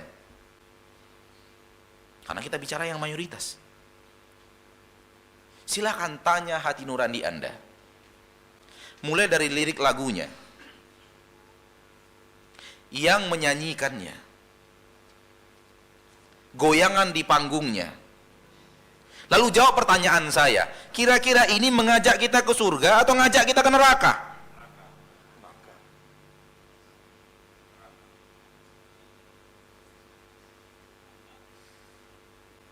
Jawab sendiri. Anda bisa menjawabnya. Seminim apapun ilmu agama Anda bisa menjawabnya. Yakin. Lihat lirik lagunya, lihat yang bawakannya, lihat penari latarnya, lalu jawab, apakah ini akan mengajak kita ke surga atau mengajak kita ke neraka? Hanya dua tempat, mengajak kita ke surga atau mengajak kita ke neraka, nggak ada tempat lain. Subhanallah, mati kutu. Gak ada seorang pun sampai sekarang ini, ketika ini kita sampaikan kepada mereka, tak ada seorang pun yang berani mengatakan mengajak ke surga. Tak seorang pun yang berani. Namun yang Islami bagaimana Ustaz? Tunggu dulu tuh. Kosek, sebentar. Kita tidak bicara 10 dulu, karena yang Anda lakukan itu yang 90 ini. Yang dilakukan umat Islam Indonesia itu yang banyak kita terjebak di dalam 10 ini. 90 ini kita bicara 90 dulu. Jangan mau dibawa ke 10 dulu. Karena 10 itu sarana untuk balik lagi menghalalkan yang 90. Kita bicara yang 90 ini. Membawa kita ke neraka atau membawa ke surga? Ke neraka. Haram? Anda yang menjawab haram? Haram Ustaz. Ya udah, sepakat kita haram. Lalu yang 10 bagaimana? Rasul tidak amalkan, jangan kita amalkan. Udah selesai. Cukup. Karena mereka akan berdalih dengan yang 10 untuk menghalalkan yang 90. Ya, Rasul tidak pernah melakukan. Ya udah, tinggalkan. Jangan terlalu dibahas. Namun sepakat mereka untuk, ketika ditanya seperti ini, mereka sepakat untuk mengatakan jalan ke neraka. Liriknya masalah hubungan cinta sebelum pernikahan, ya kan? Penyanyinya perempuan, buka aurat dengan goyangan, belum lagi penari latarnya, belum lagi orang-orang yang di sekitarnya, belum lagi umat yang berkumpul tidak sholat zuhur, tidak sholat maghrib.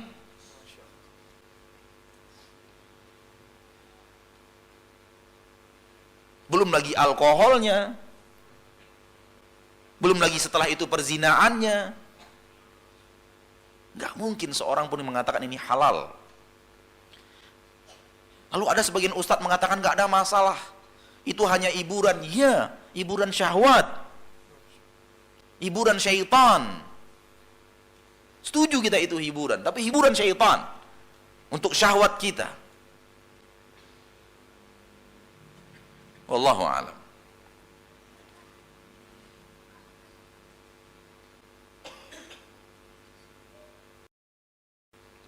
Bagaimana saya seorang remaja menghadapi kehidupan modern di zaman kita sekarang agar tetap bisa menjalani hidup dengan sunnah Rasul? Sepertinya tadi siang sudah kita jawab. Ya, carilah teman-teman yang mengajak kita kepada ketaatan. Ya, wallahu a'lam.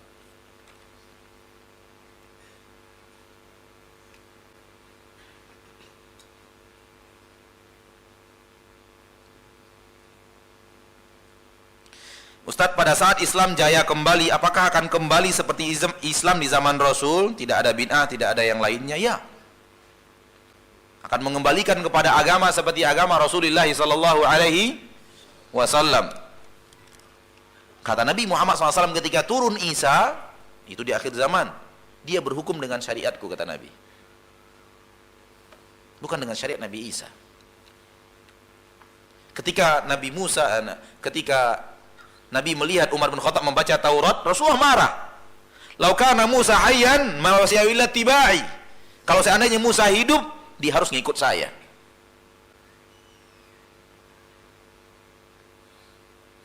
Jadi kemuliaan Islam itu semua kembali kepada agama Nabi sallallahu alaihi wasallam. Idza tabayatum bil ina wa akhadtum adnabal baqar wa raditum bizara wa taraktumul jihad sallallahu alaikum dhullan la yanzi'u ankum hatta tarji'u ila dinikum. Allah tidak akan cabut kehinaan itu sampai kalian kembali kepada agama kalian. Maka cara kembali kepada agama Islam, cara memuliakan agama Islam, cara mengembalikan kejayaan Islam kembali kepada agama. Yang membuat Islam di negeri kita ini tidak bisa berdiri bukan karena kekuatan musuh, tapi kelemahan umat Islam yang meninggalkan agamanya.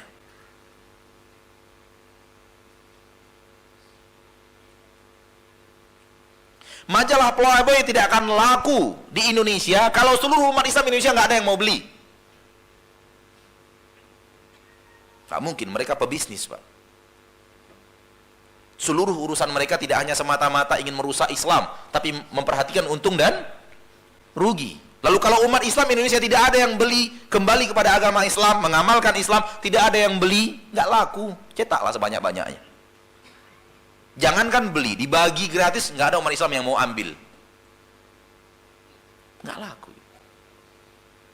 Apa yang menghalangi umat Islam yang memimpin secara jumlah mayoritas, memimpin Islam, memimpin Indonesia ini secara jumlah mayoritas? Apa yang menghalangi syariat Islam tidak bisa berdiri di Indonesia yang mayoritasnya umat Islam? Yang menghalanginya umat Islam sendiri nggak mau. Umat Islamnya sendiri nggak mau dipimpin oleh agama Islam, dipimpin oleh syariat Islam. Kembali kepada syariat Islam, umat Islamnya yang tidak mau, Pak. Karena apalagi kita, negeri yang menganut sistem demokrasi, yaitu suara terbanyak dialah yang menang. Mana umat Islam yang 80% suaranya? Hilang. Karena mereka tidak mau menjadikan Al-Quran sebagai mayoritas. Tidak semua ya, kita bicara mayoritas.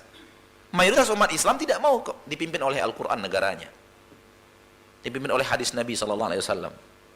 Itu yang membuat syariat Islam tidak bisa berdiri bukan karena kuatnya musuh-musuh Islam yang jumlah mereka minoritas, bukan karena itu, karena umat Islamnya nggak mau.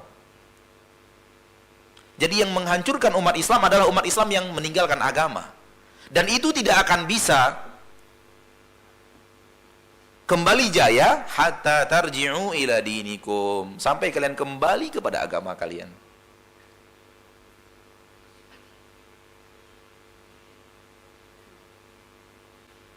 Jadi segala-galanya adalah kembali seperti apa yang dilakukan Rasulullah sallallahu alaihi wasallam. Wallahu a'lam.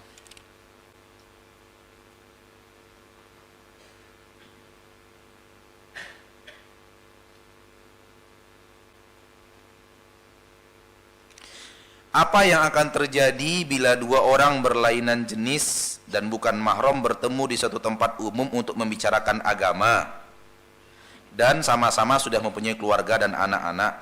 Nggak tahu saya apa yang akan terjadi. Kok itu yang ditanyakan? Nggak tahu apa yang akan terjadi, Pak. Ya gimana lagi, kita nggak tahu apa yang akan terjadi.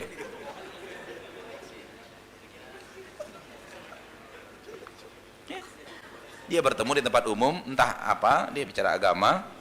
Ya, akhwat itu ketemu ustadznya, Lalu dia bertanya agama, Ustadz menjawab, kebetulan ketemunya di tempat umum, di entah di mana, di parkiran mobil apa gitu, di toko apa, di pasar mana begitu, atau di masjid mana, ketika keluar di halaman ketemu bicara.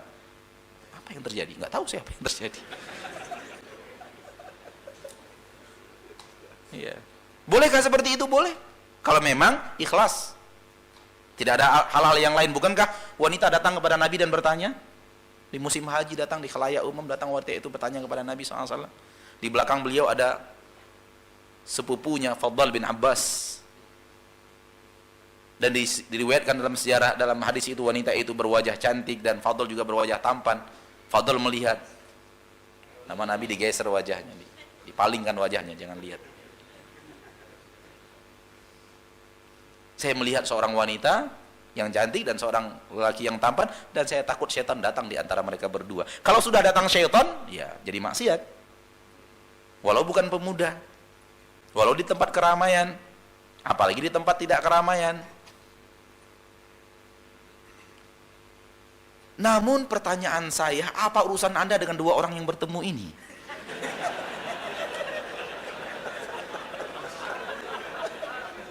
Ini lebih menarik lagi pertanyaan, apa urusan Anda dengan orang yang bertemu bicara agama? Sehingga harus nulis kertas pertanyaan kepada Ustadz untuk menanyakan urusan Anda apa sebenarnya?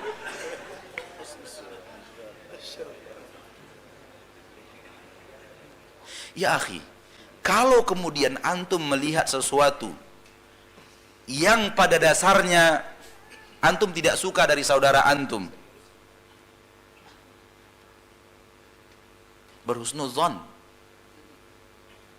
jangan bersuuzon. Ya, wallahu a'lam.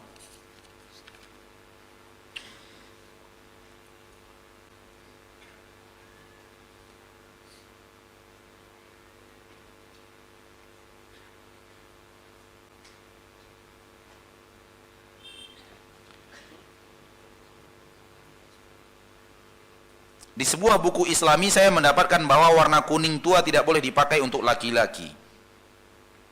Warna kuning tua tidak boleh dipakai. Pakaian laki-laki ya. Allahu a'lam, saya tidak tahu. Yang saya tahu merah. Merah selalu gitu, merah seluruh pakaiannya. Itu yang Anda tahu. Kuning Anda nggak tahu. Namun kuning untuk warna dinding yang terlarang. Dinding masjid dilarang pakai warna kuning. Pakaian Anda nggak tahu. Silakan kembali kepada ustaz-ustaz yang mungkin lebih paham daripada Anda.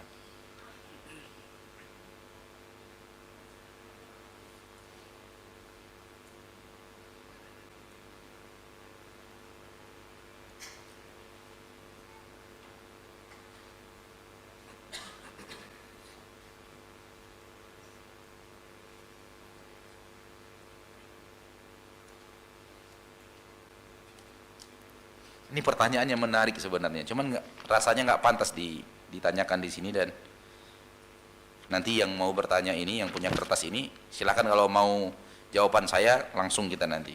Rasanya posisinya tidak pas untuk menjawab pertanyaan. Silakan.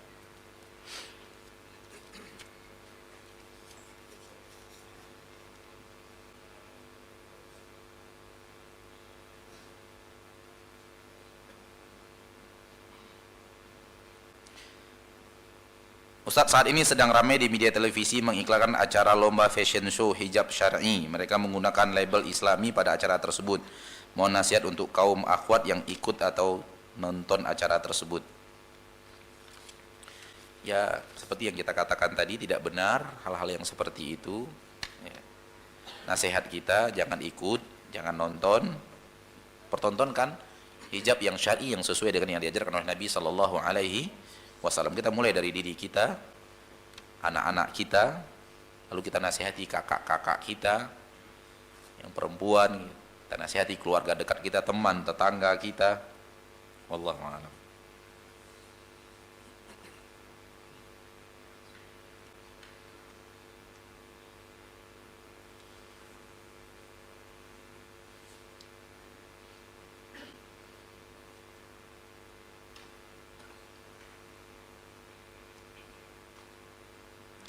Bagaimana hukumnya Kalau ada orang yang berdakwah yang selalu mengatakan tentang kehebatan para wali dan menyatakan seseorang adalah wali, lalu memimpin bacaan-bacaan Al-Quran untuk para wali tersebut, apakah ini benar di dalam agama Islam? Wali Allah itu ada. Allah menerangkan di dalam Al-Quran, ada orang-orang yang menjadi wali Allah. Nabi mengatakan di dalam hadis. Jadi wali Allah itu hak, ada manusia-manusia yang wali Allah di permukaan bumi. Namun untuk mengklaim saya dia wali itu nggak ada. Itu dia orangnya tuh, yang wali itu tuh orangnya tuh, nggak ada. Jadi bedakan. Soal wali ada, manusia-manusia yang wali-wali Allah ada, bukan tidak ada. Tapi apakah saya orangnya? Wallahu a'lam. Apakah dia orangnya? Wallahu a'lam. Gaib. Karena kalau sudah kita klaim dia wali Allah, sudah kita pastikan dia ke surga. Karena wali Allah itu tidak akan mungkin masuk neraka. Dan mengklaim surga untuk seseorang haram. Kecuali orang-orang yang telah diterangkan oleh Al-Quran dan hadis Nabi, dia adalah ke surga. Abu Bakar, Umar, Uthman, dan yang lainnya para sahabat Nabi, Muhajirin wal Ansar, syuhada Badar, yang hadir di perang Badar, syuhada Uhud dan semacamnya, orang-orang yang hadir di Bai'atul Ridwan, sudah dinyatakan oleh Nabi SAW, oleh Allah Tabaraka wa Ta'ala, mereka surga. Maka kita nyatakan mereka ke surga. Selain itu kita katakan Allahu a'lam, apakah anda orangnya, saya orangnya, yang lain orangnya, semua kita berhak untuk menjadi wali Allah itu, punya hak yang sama. Namun tidak boleh mengklaim sayalah orangnya, dialah orangnya. Karena Nabi mengatakan, boleh jadi ada orang-orang yang beramal amalan saleh, sehingga jarak antara, seolah-olah jarak antara dia dan surga begitu dekat, hanya satu hasta. Ternyata bukan orang soleh.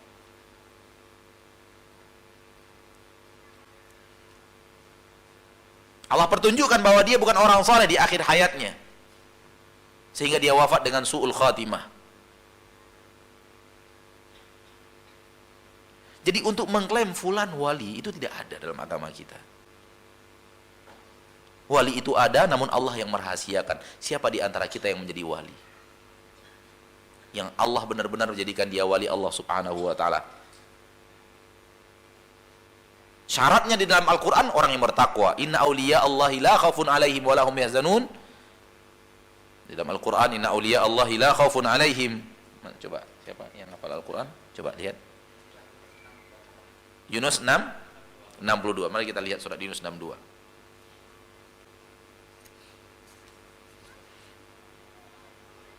Ala inna awliya Allahi la khawfun alaihim wa lahum yahzanun alladzina amanu wa kanu yattaqun. Ketahuilah bahwasanya sesungguhnya wali-wali Allah, berarti ada wali-wali Allah. Tidak ada rasa takut kepada mereka, dan juga mereka tidak sedih. Mereka adalah orang-orang yang beriman, dan mereka adalah orang-orang yang bertakwa. Jadi siapapun yang beriman dan bertakwa, wali Allah. Maka semua kita berhak menjadi wali Allah itu. Bisa menjadi wali Allah itu asal kita beriman dan bertakwa. Mengklaim kita adalah wali Allah, kebatilan. Karena kita sudah bicara alam gaib. Kita sudah bicara rekomendasi Allah. Siapa yang mendatangkan rekomendasi itu untuk kita? Maka kalau itu salah, yang lainnya juga ikutan salah. Wallahu a'lam.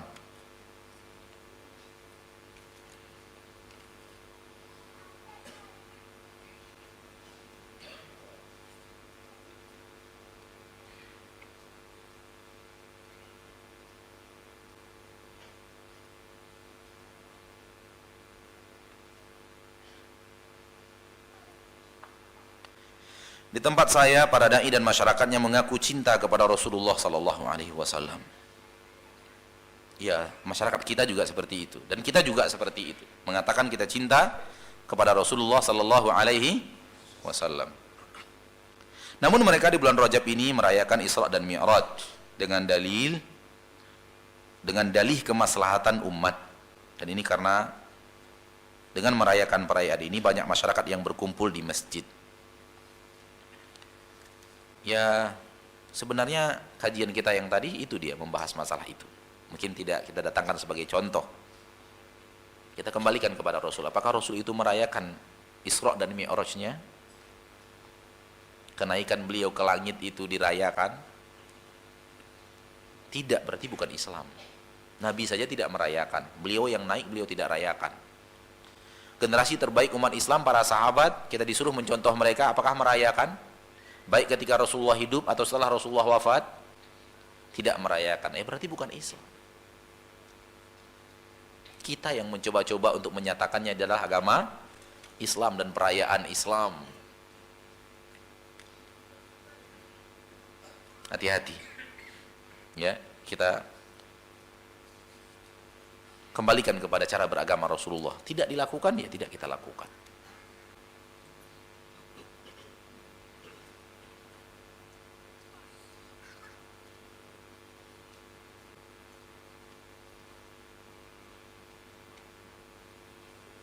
Sebagian luar sana terkadang menggunakan hadis lemah dan bahkan hadis palsu dalam menjalankan ibadah kepada Allah dengan alasan hadis ini mengajarkan kebaikan. Apakah orang ini melaksanakan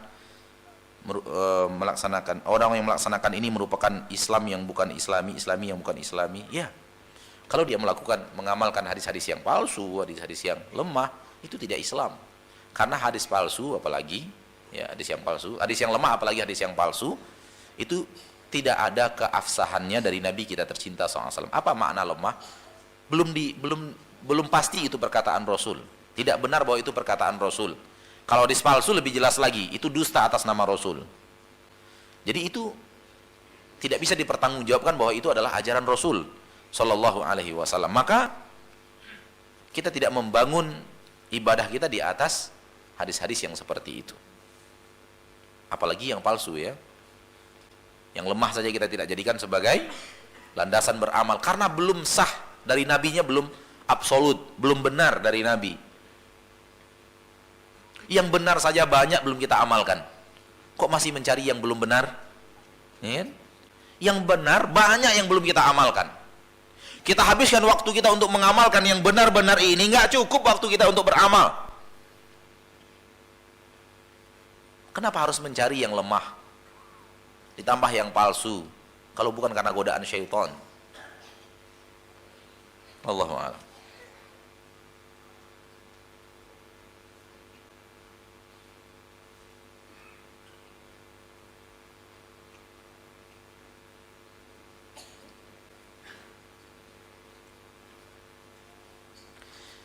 Ustadz, beberapa waktu yang lalu Profesor Dr. Quraisy Shihab menyatakan bahwa tidak ada manusia yang dijamin masuk surga dengan dalih sebuah hadis yang menjelaskan bahwa tidak ada seorang pun yang masuk surga karena amalnya, termasuk Rasulullah Sallallahu Alaihi Wasallam. Mohon penjelasannya, Ustadz.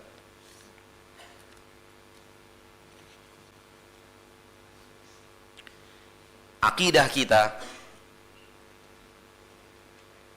sebagaimana yang disampaikan oleh Rasul kita tercinta Sallallahu Alaihi Wasallam, seluruh pintu surga itu Nabi yang minta bukakan. Seluruh pintu surga Nabi yang minta bukakan, baru malaikat penjaga pintu surga itu mau membukakan.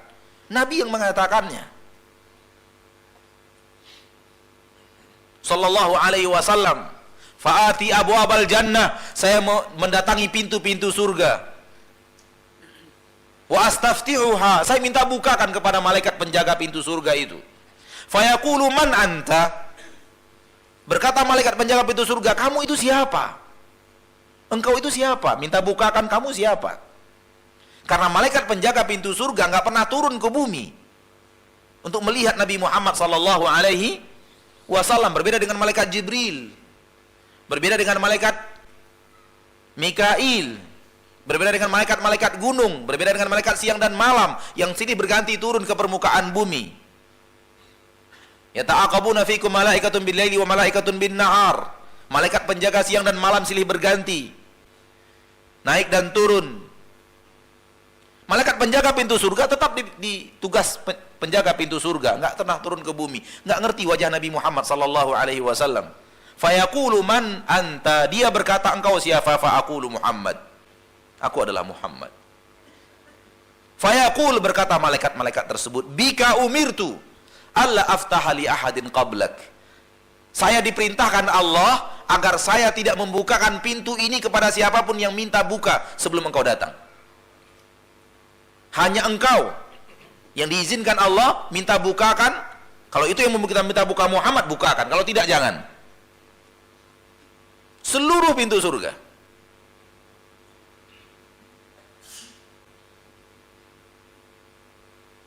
Seperti itu. Jadi berbeda pemahaman beliau. Tidak benar apa yang beliau fahami.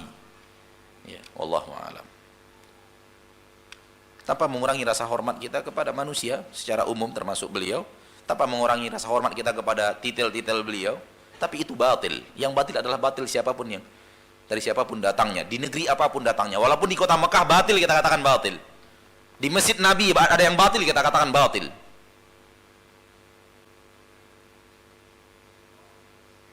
Di masjid Nabi sekarang maksudnya. Allahu a'lam. Bertabrakan dengan syariat.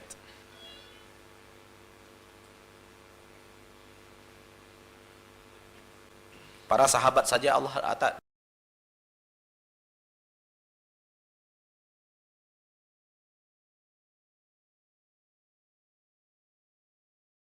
batil. Di dalam Al-Quran Allah katakan Allah telah siapkan untuk mereka surga. Dijamin surga sudah oleh Allah. Dia akan berhadapan dengan Rasul di padang mahsyar. Maka itu adalah akidah yang sangat bilah min dzalik. Rasul menjadi musuhnya di mahsyar kalau dia tidak bertaubat.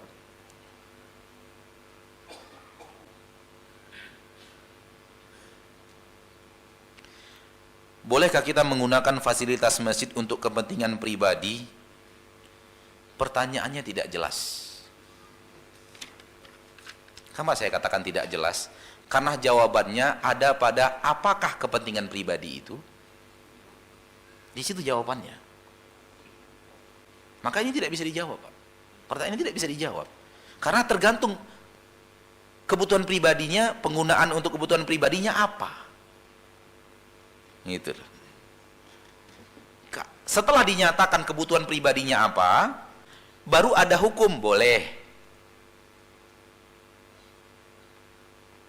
Bolehkah saya makan daging di pinggir jalan? Belum ada hukum di situ, belum boleh jawab. Daging apa dulu yang dia makan? Ya kan? Daging apa dulu yang mau dimakan? Hukumnya ada di daging apa yang ente makan. Di situ baru keluar hukum. Ada pertanyaan di Mesir kepada salah seorang ulama Mesir. Bolehkah nikah di Mesir? Kata ulama Mesir, saya tidak akan jawab sampai kamu terangkan apa nikah yang kamu maksud. Karena nikah dimanapun boleh, kenapa Anda harus bertanya nikah di Mesir? Saya ingin menikahi seorang wanita yang sudah ditalak 3 oleh suaminya. Saya ingin nikahi dia, setelah itu saya cerai supaya dia balik lagi ke suaminya. Saya mau melakukan itu di negeri saya, dilarang orang. Saya datang ke Mesir ini, saya bertanya, boleh nggak di Mesir ini dilakukan? Ya tetap saja nggak boleh. Tetap aja nggak boleh. Mau di Mesir, mau di mana saja nggak boleh. Nikah tahlil nggak boleh. Haram. La'anallahu muhallil wal muhallalalah. Allah melaknat orang yang menghalal-halalkan dan yang dihalalkan untuknya. Dilaknat oleh Allah perbuatan ini. Wanita itu harus nikah apa adanya. Nikah yang benar-benar nikah syar'i. Sampai kemudian ternyata pernikahan yang kedua juga gagal, dia bercerai lagi, ya baru boleh kembali kepada suami. Namun sekedar nikah untuk menghalalkan itu tidak boleh di dalam agama kita. Namun pertanyaannya, bolehkah nikah di Mesir? Kalau kita tidak arif, kita akan mengatakan boleh. Siapa yang larang nikah di Mesir? Ya sudah, diambil nikah dia. Boleh kata Ustadz. Boleh kata Kiai, kata Syekh, boleh. Nah sama yang tadi, kebutuhan masjid untuk kepentingan pribadi. Apa maksudnya kepentingan pribadi ini? Jawabannya ada pada kepentingan pribadi itu apa. Di situ ada hukum. Ya, maka berhati-hati dengan pertanyaan. Dan kalau kita belum mengerti apa yang ditanyakan, boleh jawab, Pak. Seperti yang saya katakan tadi, pertanyaannya, bolehkah makan daging di pinggir jalan? Kalau kita tidak mawas, kita kan boleh. Di pinggir jalan boleh, di rumah boleh, di toko boleh, di pasar boleh, di restoran boleh. Ternyata terjebak. Dia ingin makan daging babi di pinggir jalan. Nggak boleh. Mau di mana pun nggak boleh. Walau di dalam masjid dilakukan nggak boleh. Iya, begitu. Jadi saya tidak bisa jawab pertanyaan tadi. Wallahu ta'ala alam bisawab. Sampai di sini pertemuan kita di malam hari yang berbahagia ini. Semoga Allah tabaraka wa ta'ala Rabbul Izzati wal Jalal memudahkan kita untuk memahami agama dengan benar. Agama yang diajarkan Allah kepada Rasulnya tercinta, dan Rasulullah SAW mengajarkan kepada umat. Itulah yang harus kita cari, itu yang harus kita raih. Itulah hidayah cahaya yang Allah turunkan ke permukaan bumi.